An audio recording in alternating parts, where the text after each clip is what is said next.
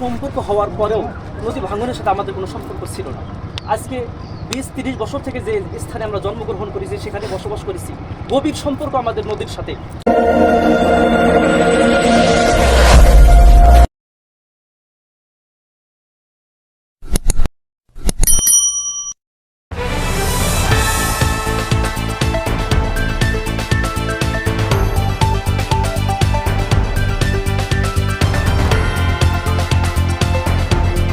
তো দেখতেই পারছেন আজকের এই নারায়ণপুর ইউনিয়নের পদ্মাচর গ্রামের এলাকাবাসী সহ কুড়িগ্রামের গ্রিন ভয়েস সংগঠন সহ আমাদের পদ্মাচরের নদী ভাঙ্গন প্রতিরোধে বিশাল বড় একটি মানববন্ধনের আয়োজন করা হয়েছে। তো এলাকাবাসী কি বলে আমরা একটু শুনবো।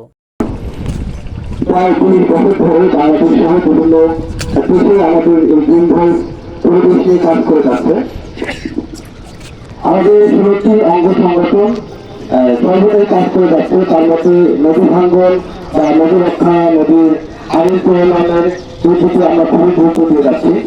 এই ধারাবাহিকতায় আমরা আজকে আপনাদের এই নারায়ণপুর চরের পঞ্চায়েতে আমরা এসেছি নদী সম্পর্কিত আপনাদের কাছ থেকে জানতে, আপনাদের জীবন মান, নদীর সাথেই আপনাদের গড়ে ওঠা এ সম্পর্কিত আমাদের সঙ্গে আপনারা আপনাদের জীবন পরিচালনা আমাদের সঙ্গে তুলে ধরবেন।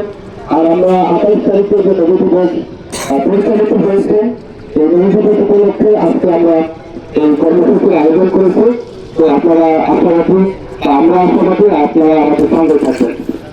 তো এই পর্যায়ে আমাদের আজকের এই মানববন্ধনের শুরুতেই বক্তব্য নিয়ে আসছেন মোহাম্মদ হাবিবুর রহমান, সচিব পদ্মাচর ও স্থানীয় বাসিন্দা। ওনাকে ওনার মূল্যবান বক্তব্য দেওয়ার জন্য বিশেষভাবে অনুরোধ আছে। আমরা আজকে মানববন্ধন কেন করতে যাচ্ছি? আমরা যে জায়গায় দাঁড়িয়েছি এখান থেকে সামনে 2 কিলো সামনে এই নদীটা ছিল। সেই নদীটা ভারত থেকে আসা ব্রহ্মপুত্র একটা শাখা নদী এসে আমাদের এই 2 কিলোর ভিতরে এখানে একটি বাজার ছিল, পাগলার বাজার নামে। সেই বাজারটি সহ 300-400 আমাদের এই গ্রামের বাড়ি ঘর জমি জমা ভেঙে আমাদেরকে কষ্ট হচ্ছে। আমাদের যে পরিবারগুলো বাড়ি ঘর হয়েছে তাদের পেটের ভিতরে হয়ে গেছে।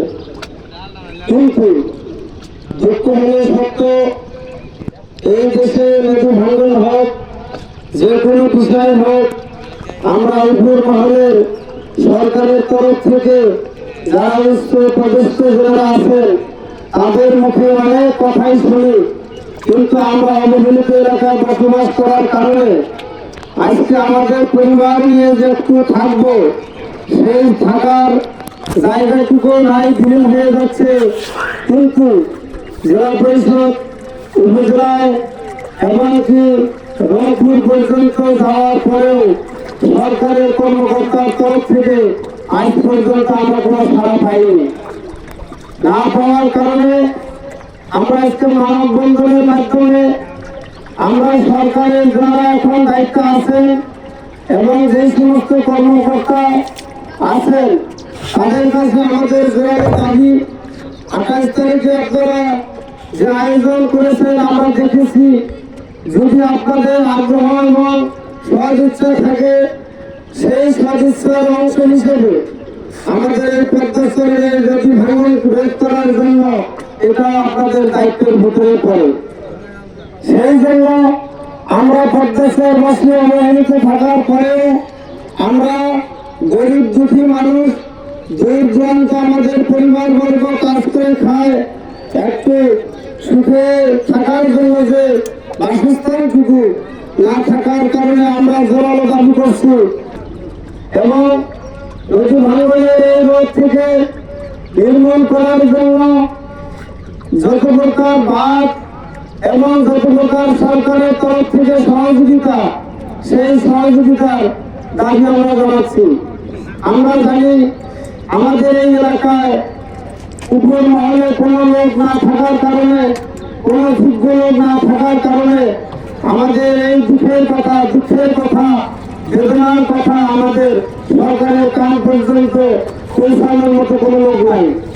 যেহেতু গ্রিন ভয়েস আপনারা একটি সুপ্রতিষ্ঠিত সংস্থা, আমরা আপনাদের মাধ্যমে সরকারের সকল স্তরের কর্মকর্তা বিন্দুকে আপনাদের মাধ্যমে অনুরোধ করতে চাই বিনয়ের সাথে, যে আমরা যদি আপনাদের বাংলাদেশের নাগরিক হই, বাংলাদেশের অংশে আমরা পড়ে থাকি, আমরা যদি আপনাদের বাংলাদেশে হয়ে থাকি, আমাদের এই দুঃখ, এই বেদনা, এই কষ্টের দিকে তাকিয়ে আমাদের চেহারাটা একবার আপনারা দেখবেন যে আমরা আসলে সুখী না দুঃখী। যদি আমাদের চেহারা আপনাদের মায়া লাগে, তাহলে আমাদের দিকে আপনাদের দয়ার হাত অনেক রাতের মধ্যে কবর বিলীন হয়ে যায়।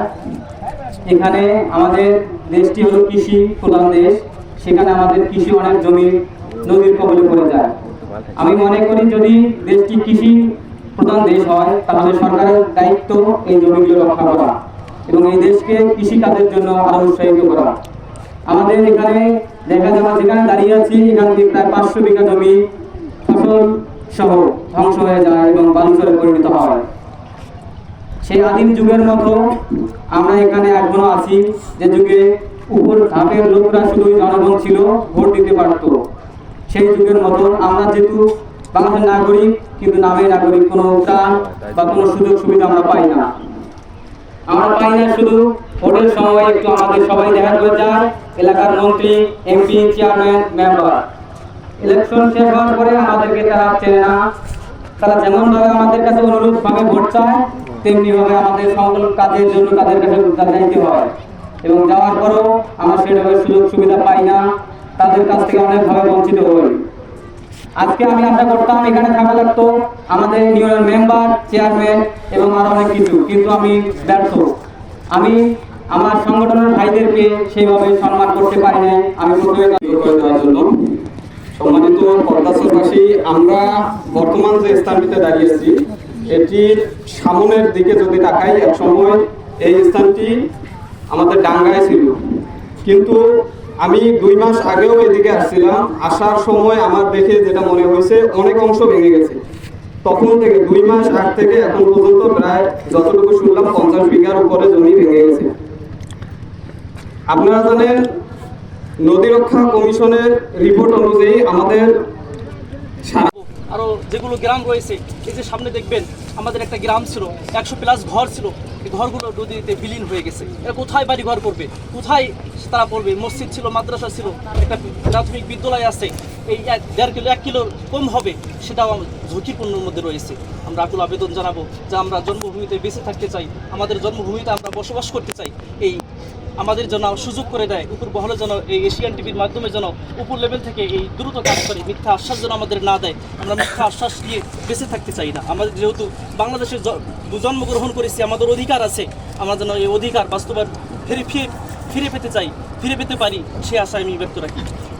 ধন্যবাদ। তো দর্শক, আপনারা যেমনটি শুনছিলেন যে এই যে এখানকার পদ্মার চর থেকে শুরু করে কুড়িগ্রামের যে নদ নদীগুলো রয়েছে, সেই নদ নদীগুলোর কিন্তু নদী তীরবর্তী যে চলাঞ্চলগুলো রয়েছে, নদী তীরবর্তী যে বাড়িঘরগুলো রয়েছে, বিভিন্ন স্থাপনা রয়েছে, সেগুলো কিন্তু ধীরে ধীরে কিন্তু নদী গর্ভে বিলীন হয়ে কিন্তু এখানকার যারা মানুষ রয়েছেন, নদী তীরবর্তী মানুষ রয়েছেন, তারা নিঃস্ব হয়ে যাচ্ছেন এবং তারা বাস্তু হয়ে যাচ্ছে।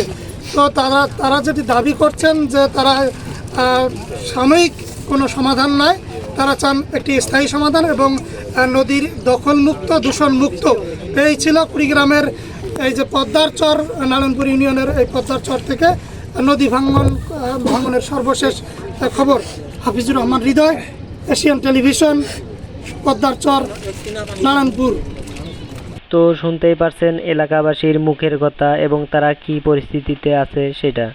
তো এখন দেখাবো এলাকার বর্তমান অবস্থা।